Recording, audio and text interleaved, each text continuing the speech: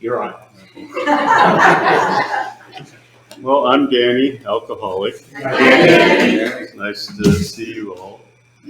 My sobriety date's July 21st, 2008. I went to my first AA meeting when I was in the Army at the age of 1974. So it took me that long to get sober. I got sober when I was 54 years old. All my family, they come from Oklahoma. They're all a bunch of Okies. And they're all a bunch of drunks. My grandma, my grandpa had 12 kids. And my grandma used to she used to say every time your grandpa hung his trousers on the bedpost, another kid came along. They weren't too clear on contraceptive. Anyway, they had 12 kids, and then my grandpa ran off with his girlfriend Flo to California, and just left her with all those kids. I mean, nobody ever talked to him again. I didn't know till like years later that he passed away. Wasn't a very nice guy. From Pitcher, Oklahoma. They got zinc mines there, and most of the boys from my uncles and stuff went to work in the mines. And my grandma used to have to go down there on Saturdays when they gave out their pay slips to collect them all, because the bar would cash them for them, and they drink up all their salary there in the bar. So she wanted to make sure, but they all pitched in and helped, raise the family. One uncle went to work on the railroad when he was 15. Lied about his age, and ended up retiring from there. For some reason, I was born in Kansas. Nobody can explain to me why that is. All I can think is maybe mom was there at a bar or something, and she went into labor, and I was born in Baxter Spring, Kansas, which is about 20 miles from the Oklahoma border right there. Now, several years ago, Pitcher, Oklahoma got hit by a tornado that wiped out the entire town. They decided not to rebuild it. One of my cousins died in that. I think about 12 or 13 people passed away. But anyway, I had an older brother named Larry. My mom was pregnant with me at the time. She was 6 months pregnant, and Larry was about 19 months old. And they had gone over to my aunt's house, and back in the old days, they used to boil water to loosen the food on the dishes and stuff. Well, he walked in there and he pulled it over on himself.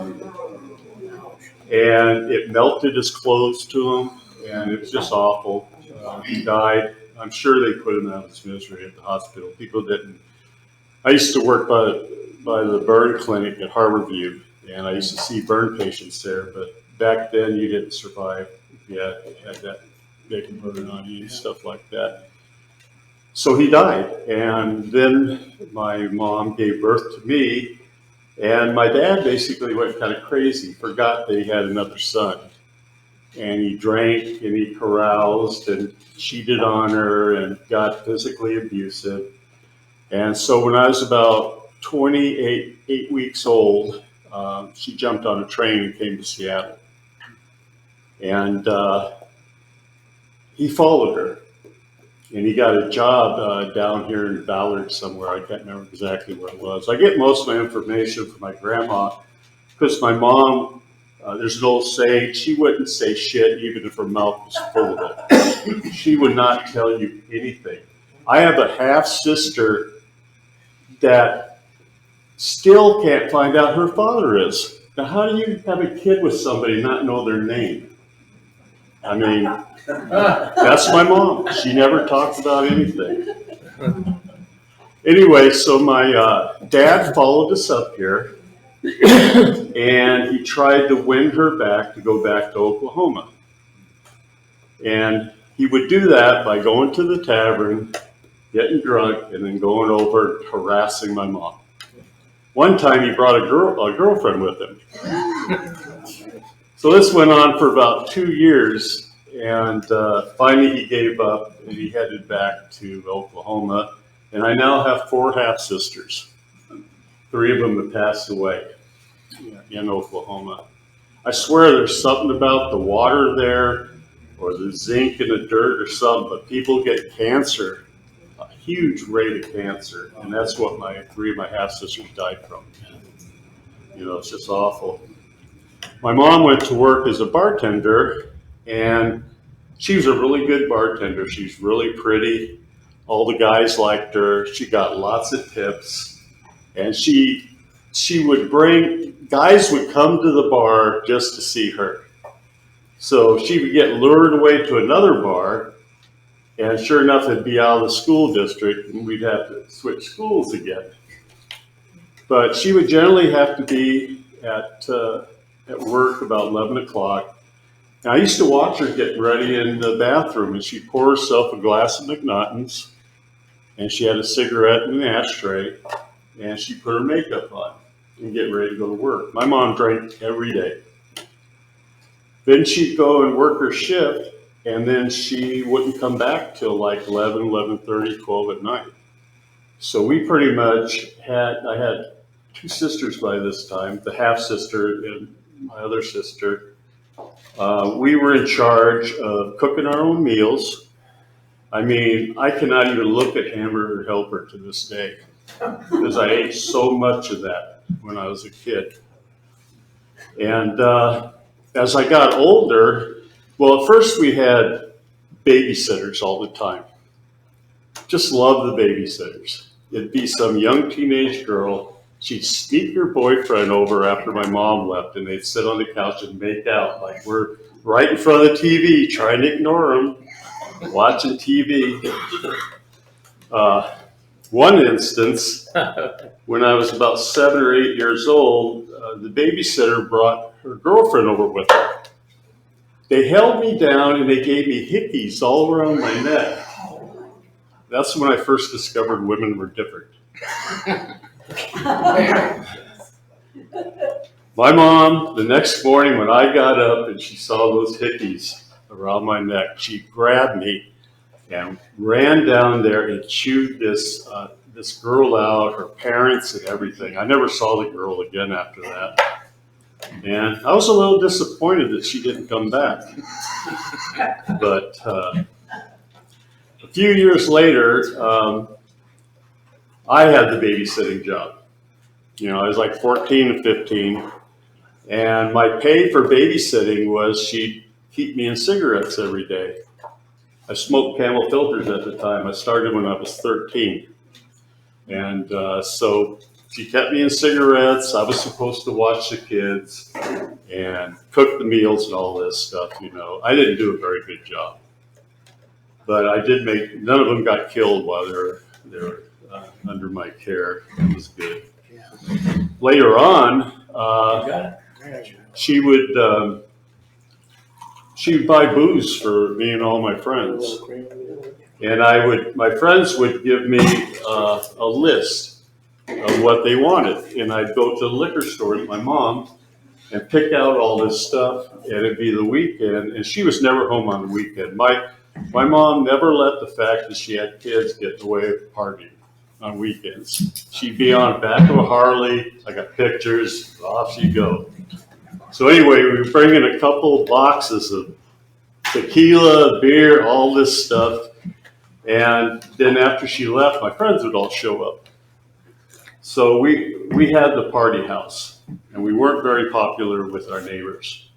We lived in a cul-de-sac. We were always noisy, raising hell and stuff, and the neighbors were always calling the cops. The cops generally showed up around 9 o'clock and shut the party down.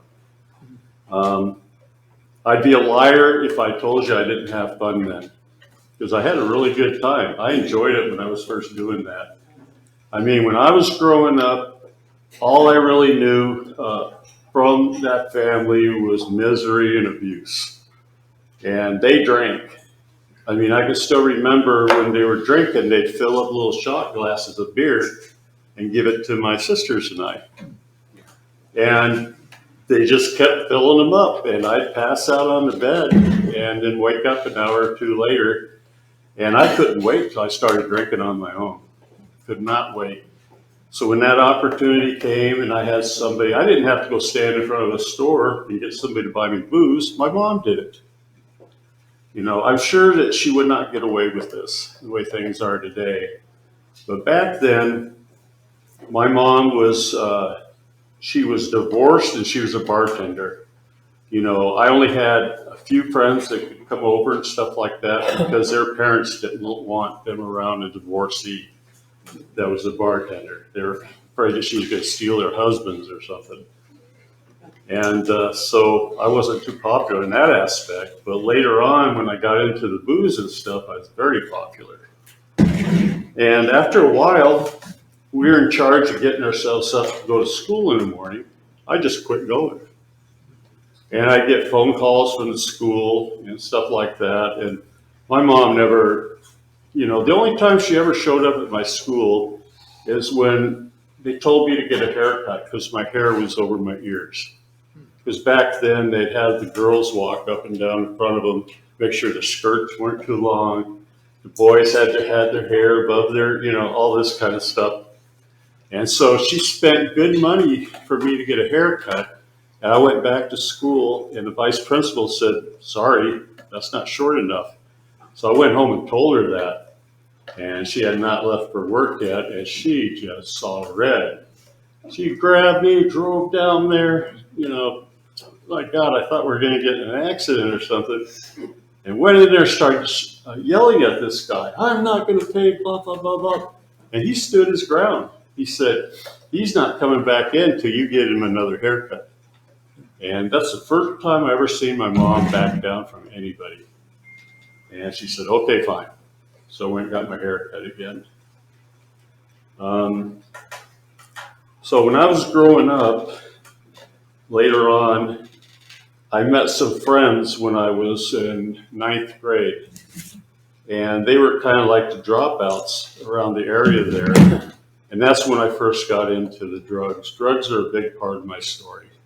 Big part of my story. Alcohol's the main thing, but I've drugged all my life. And that was the first time that I ever experienced Dexedrine, speed. You buy nickel bags of it back then. My friends sold blotter acid, mescaline, and of course they wanted me to go down and sell it to school, which I did, but I ended up eating more than I sold. And I think a lot of times I just took it out of boredom, but drugs were a big part of my story, big part.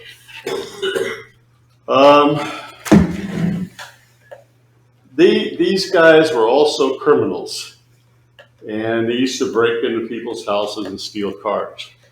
Now, I was too chicken to break into a house with them, but I let them keep the stolen goods at my house.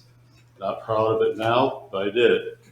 And at that point, we're living in Edmonds, and the Edmonds cops called me into the police station. They pinpointed my house on a map and drew a complete circle around my house where all these house robberies were, and harassed me for about an hour trying to get their names from me, and I wouldn't give it up. My friends were more important to me than anything, because they were the first friends that I really had that I felt kinship with. You know, they accepted me, and I was not gonna give them up. Anyway, my mom made me move out when I was 17. I told her the age is 18. She said, too bad it's 17, you're leaving. She was tired of the cops showing up. She was tired of getting calls down at that time she worked at Daryl's Tavern. I don't know if you know where it is up on Aurora there. At that time she worked at Daryl's, and you know, he got mad because she was constantly getting phone calls from the school and from the authorities wanting to know what the hell was going on at that house. And so I left, and I moved in with a couple friends in Lake City. When they built I-5, a lot of the houses they removed from I-5, they went and just scattered them. It was like dice. They kind of went like this, and there was houses facing every which way. And we rented this house there, and it was only like $100 a month or something like that. But it was party central. I mean, that's all we did was party. But I didn't have any money, so I was like, I got to find a way to get some money. So I heard about the student loans. If I go to school, I can get $1,500 in the bank. So I went up to Shoreline Community College, and I signed up for cultural anthropology and photography. And they put that money in the bank. And I used that to party on for the next 7 or 8 months. And that's when I had my first seizure, was at school. And it started to happen real frequently. You know, I just went down. And I got really scared. I went over to the mental health clinic in the University District because it was free. And I saw a doctor there, told him what was going on. I didn't tell him that I was doing a nickel bag of speed a week just to keep awake in class. I was dropping acid mescaline every time I could, and I was drinking every night just to fall asleep. Didn't mention any of that stuff. So he opened his drawer up and took a bunch of samples and threw them in a bag and said, hey, go home, try some of these, let me know how you feel. So I got home, I took the first pill. About 2 hours later, I started feeling my tightness around my face. I got lockjaw. My friends were laughing so hard at me because I don't know if any of you ever had lockjaw. It's pretty scary. You can't move your jaw, it's locked. And they were laughing at me, you know, that I had this lockjaw because I was a big mouth. I talked all the time. I couldn't say a word. They thought that was hilarious. And I finally got them to take me down there, and they gave me a shot, and it counteracted. I still remember my face started getting all warm, and then my mouth dropped open, and I didn't have lockjaw anymore. So that was my experience with old-style antidepressants. And so I just threw all that stuff away. I wasn't going to take anything else. Then, you know, I was living with my friends there, and I ran out of money, and I wasn't helping with the bills and stuff, so they wanted me out of there. They had a house meeting. Danny, you got to go. We need somebody in here that can pay. I could understand that.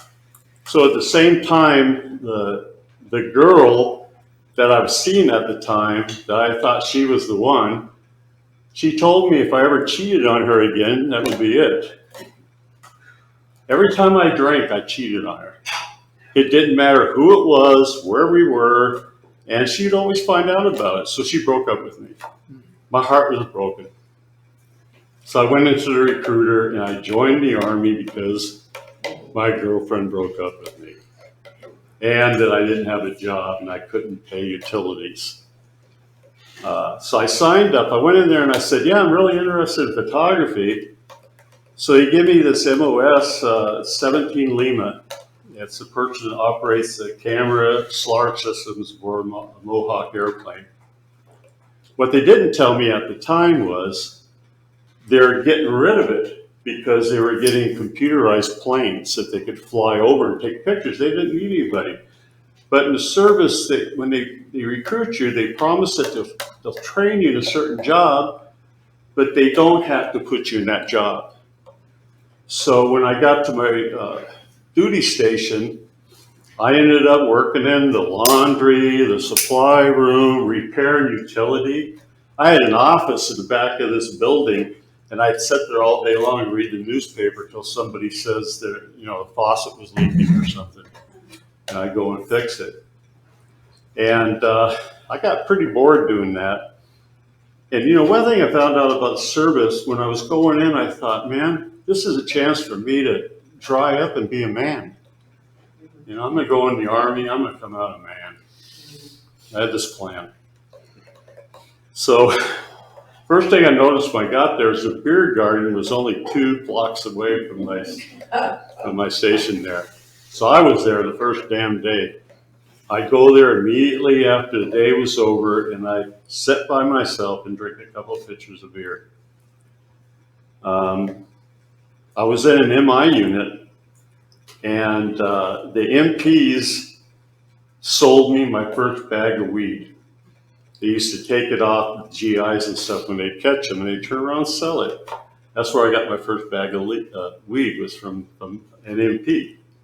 And so I was back just doing everything all over again, drinking, doing all this stuff. I was heading out every night, showing up in the morning right before formation, drunk. And a couple times, after we lined up, they smelled alcohol on me. They let me get away with it a couple of times, but then they sent me to in-treatment in the service. It's a little bit different than civilian in-treatment in the service. They're not as nice to you.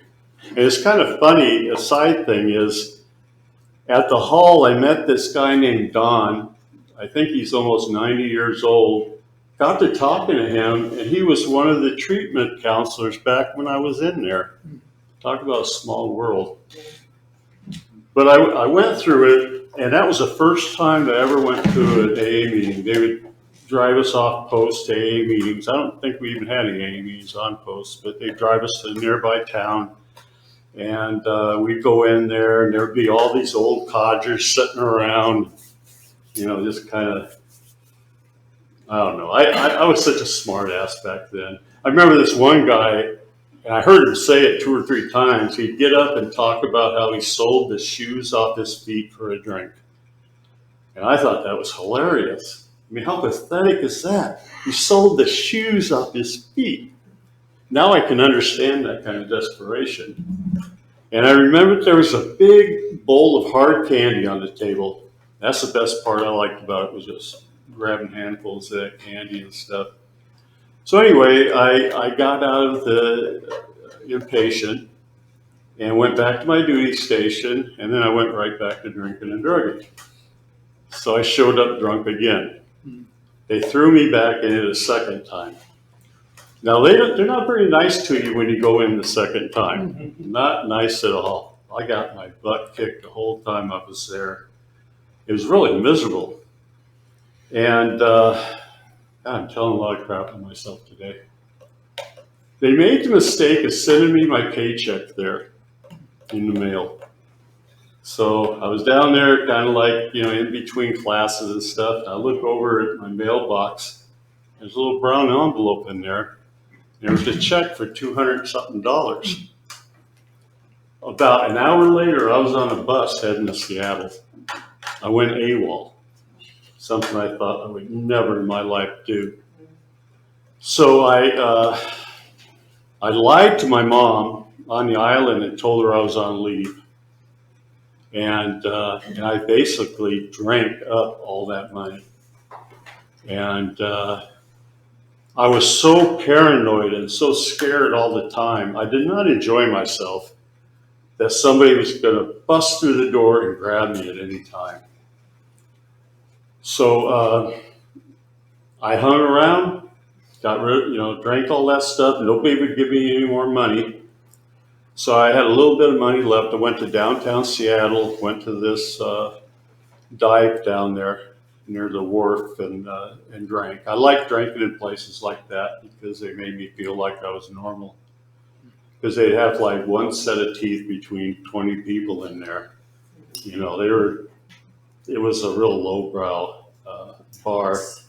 And I called in and reported myself, and the MPs picked me up and took me back up to Fort Lewis. And I got a lot of trouble. They gave me 36 days of extra duty, so I would work during the day, and then that night I would be scraping wax off floors with a razor blade and buffing floors and stuff and cleaning and washing walls. And it worked. It really did work, because the last year and a half I was in there, I actually got promoted, got another stripe, straightened myself out. But, I left the service. I ETS'd out of there, and they even sent me to the on-post recruiter, and the guy looked at me and says, Dan, I know you're not going to do it, but I have to give you the spiel. So he told me what I'd get if I stayed in and stuff, and I left. And my idea then was to go back to the island, collect unemployment, and drink and get high. That was my plan.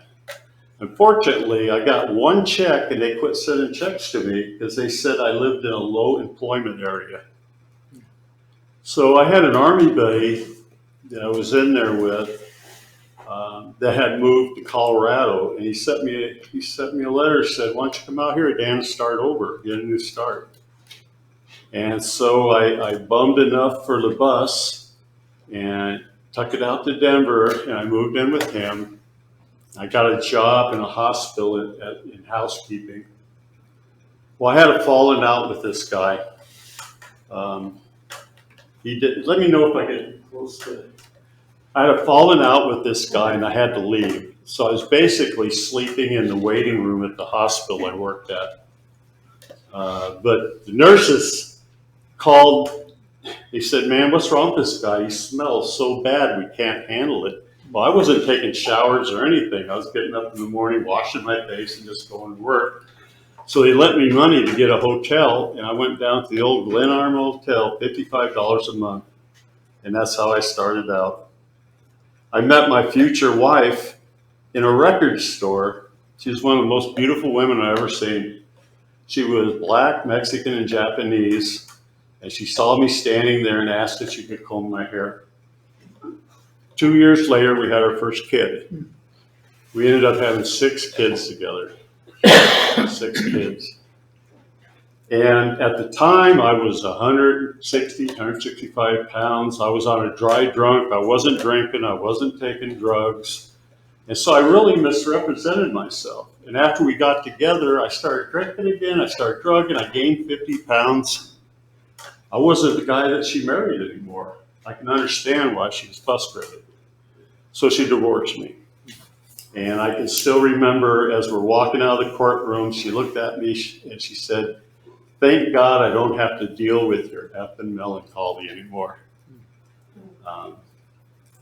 So anyway, so she wanted to go to San Francisco, and I said, why don't you come back to the island? I said, listen, the ocean's there.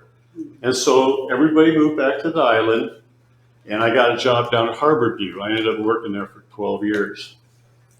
And I did a really good job there, even though, I was medicated most of the time and drinking at night. I did a pretty good job. I often wonder if I did anything to hurt anybody there. I don't think I did, but I guess I'll find out if I get that old wheel of life shown to me when I pass away or something. But anyway, I just kept on and kept on. I mean, it wasn't until is that something? No, 5 minutes. Oh, 5. Anyway, I got. There's so much crap. God. Anyway, my son came to live with me, and I haven't been behind a podium like this since my son's memorial in 2013. He died from a drug overdose. And he told me at one point that I got him addicted to opiates. So when he died, I was inconsolable. But I had people in the program that got me to a meeting that night. I mean, I found his body in the morning. The girl he was with just let him lay there and died.